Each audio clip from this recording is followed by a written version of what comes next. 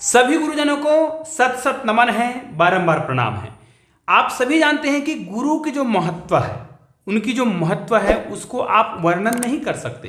कहा जाता है कि यदि पूरे 7 समुद्र की मछली बनाया जाए और दुनिया में जितने वृक्ष पाए जाते हैं उनको यदि एक लेखनी बनाया जाए और गुरु के बारे में लिखा जाए तो वो भी कम पड़ जाएगा। यहाँ पर मैं गुरु, शिक्षक, टीचर इनके बारे में कुछ विशेष चीज़ें बताने वाला हूँ जो मैंने अपने जीवन से सीखा है। जी, आप जानते हैं कि बचपन से लेके आपके जीवन काल तक गुरु का जो महत्व है वो बहुत ही अद्भुत होता है, क्योंकि गुरु जिस दिन आपको कलम चलाना सिखाता है, कलम को पकड़ना सिखाता है, उस दिन से एक एक चीज का महत्व है। जैसे बचपन से आपको गुरु, जैसे कि आप लोग जानते हैं कि माता पिता को पहला गुरु कहा जाता है जिसने आपको चलना सिखाया है। लेकिन उसके बाद जैसे आप स्कूल में प्रवेश करते हैं तो आपको एक कलम पकड़ाया जाता है। उस कलम के बारे में पहले जान लेते हैं कि ये कलम को हमें कौन पकड़ाता है। तो हमें कलम को चलना सिखाता है, चलाना सिखाता है, पकड़ाना सिखाता है। वो ये कलम जो शब्द है इसमें 3 अक्षर हैं, क, ल और म। मैं यहाँ पर हिंदी शब्द की बात कर रहा हूँ, कलम लेखनी बोलते हैं हम उसको, है ना। तो क, ल और म की बात करते हैं तो क से होता है कर्म, ठीक है। यहाँ पर देखिएगा क से कर्म होता है, ठीक है। ल से होता है लक्ष्य, ठीक है, ये हो जाएगा हमारा लक्ष्य। और म से होता है मेहनत। मतलब यहां पर आप इनके अलग अलग अर्थ निकाल सकते हैं, लेकिन मैं ये कहना चाहता हूं जिस दिन हमें कलम की ताकत सिखाई जाती है, कलम को पकड़ाया जाता है, तो एक चीज बताया जाता है कि हमें क से अच्छे कर्म करने हैं, ठीक है। और उस अच्छे कर्मों को करने के लिए आपको एक लक्ष्य निर्धारित करना है, और वो लक्ष्य निर्धारित करना हमें स्कूल में ही सिखाया जाता है हमारे गुरु के द्वारा। तो ये जब हम लक्ष्य निर्धारित कर लेते हैं, अब आवश्यकता होती है उस लक्ष्य को पाने के लिए, और उस लक्ष्य को पाने के लिए आपको करना पड़ता है कड़ी मेहनत। तो स्कूल में जैसे ही हम प्रवेश कराते हैं तो हमें एक कलम पकड़ाया जाता है, और इस कलम के 3 अक्षर में ही सब चीज समाहित है। देख लीजिएगा, कर्म। जीवन भर हम जीते हैं तो कर्म ही करते हैं, लेकिन वो कर्म की दिशा कैसी होगी वो हमें हमारा जो गुरु है वो सिखाता है। एक छोटा सा लाइन में मैंने लिखा है, इसको आपको मैं अक्सर बताते रहता हूँ, बोलते रहता हूँ, बड़ा प्यारा लगता है ये लाइन जो है। अरे ठुड़गा रुख में छावनी होवे, अरे ठुड़गा रुख में छावनी होवे, चिड़ै बिना चिऊ चावनी होवे, काला बताऊं मैं हर संगी, अरे काला बताऊं मैं हर संगी, ये दुनिया माँ चारों कोती, गुरु बिना कोई काम नहीं होए।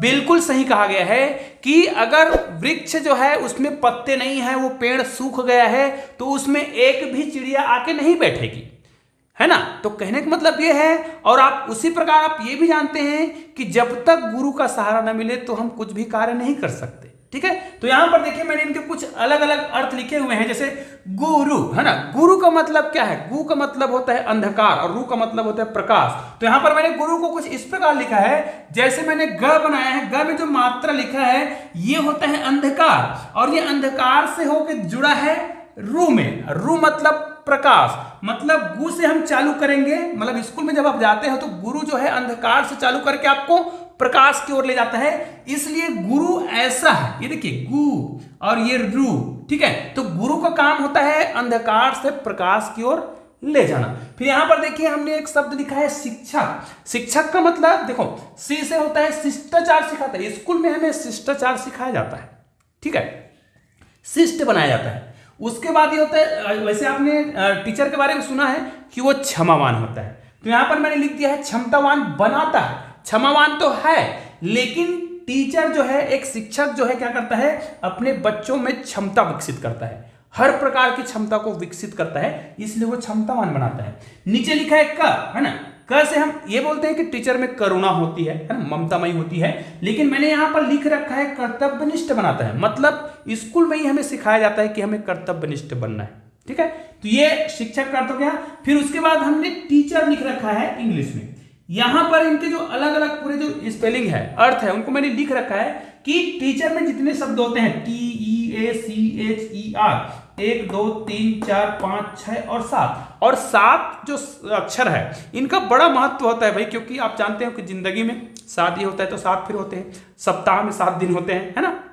7 प्रकार के समुद्रों के नाम सुने होंगे, 7 द्वीप नौखंड ऐसा बोला जाता है ना, नक्षत्रों के बारे में बोला जाता है। तो आप लोगों ने ये सुना होगा कि टीचर के बारे में मैंने ये लिखा है, टी का मतलब होता है टैलेंट, मतलब वो क्या है, प्रतिभावान है। तो टीचर प्रतिभावान तो है, वो अपने बच्चों को क्या करता है, प्रतिभावान बनाता है। नीचे लिखा है एनर्जेटिक, टीचर में वो गुण होता है कि वो हमेशा एनर्जेटिक रहता है, जब भी पढ़ाता है तो ऊर्जा से ओतप्रोत होता है और बच्चों को पढ़ाता है। नीचे लिखा है एक्यूरेट इंफॉर्मेशन, टीचर के द्वारा जो जानकारी दी जाती है वो एक्यूरेट होता है, एकदम सत्य होता है, सही होता है। तो ये उनकी खासियत होती है। उसके बाद लिखा है कंटिन्यू, और टीचर का काम होता है वो कंटिन्यू आपको ज्ञान देगा। आप स्कूल जाओ तो स्कूल में वो खासियत होती है कि वो आपको क्या करता है, पढ़ाता है, ज्ञान देता है। आगे देखते हैं, यहां पर लिखा है ऑनेस्ट, ऑनेस्ट मतलब ईमानदार, और आप सभी जानते हैं कि स्कूल में ईमानदारी सिखाया जाता है और टीचर में भी ईमानदारी का गुण पाया जाता है। यहां पर देखिए, उसके बाद लिखा है एक्सपेरिमेंट, हाँ एक्सपेरिमेंटल कहा जाए, मतलब आप लोगों ने देखा होगा जब हमें कोई चीज समझ ना आ रहा हो तो फिर हमें प्रैक्टिकल करके सिखाया जाता है, और ये काम स्कूल में ही होता है। स्कूल में जब आपका टीचर समझा रहा हो और आपको समझ नहीं आता है तो विभिन्न उदाहरणों के माध्यम से या प्रैक्टिकल के माध्यम से प्रयोगात्मक रूप से आपको समझाता है। तो यहाँ पर टीचर का एक अर्थ ई जो है उसका मतलब एक्सपेरिमेंटल भी है।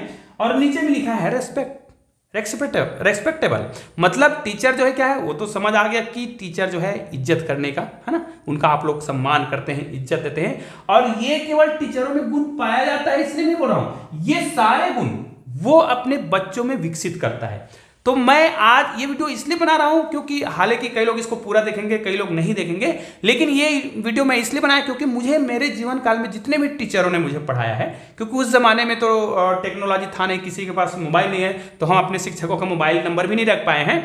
तो इस वीडियो के माध्यम से मैं अपने सभी गुरुजनों को एक सम्मान देना चाहता हूं, एक इज्जत देना चाहता हूं, और मेरे गुरु जहां भी हैं सुखी रहें, संपन्न रहें, स्वस्थ रहें। तो दोस्तों ये वीडियो आपको कैसा लगा मुझे कमेंट करके जरूर बताइएगा, और इस वीडियो को अधिक से अधिक बच्चों तक जरूर शेयर कर दीजिएगा ताकि इस प्रकार की जो जानकारी है बच्चों को मिल सके। और आप लोगों से एक अनुरोध है, यदि आप गणित के बेहतरीन वीडियो देखना चाहते हैं तो मेरे चैनल को सब्सक्राइब नहीं किया है ना, तो नीचे में चैनल का लोगो दिखाई दे, उसको क्लिक करके चैनल को सब्सक्राइब कर दीजिएगा। बगल में 2 शानदार वीडियो जरूर दिखाई दे रहे होंगे, उनको क्लिक करके आप वीडियो का आनंद लीजिएगा। तो मिलते हैं ऐसे ही बेहतरीन वीडियो के साथ, तब तक के लिए जय हिंद, जय भारत।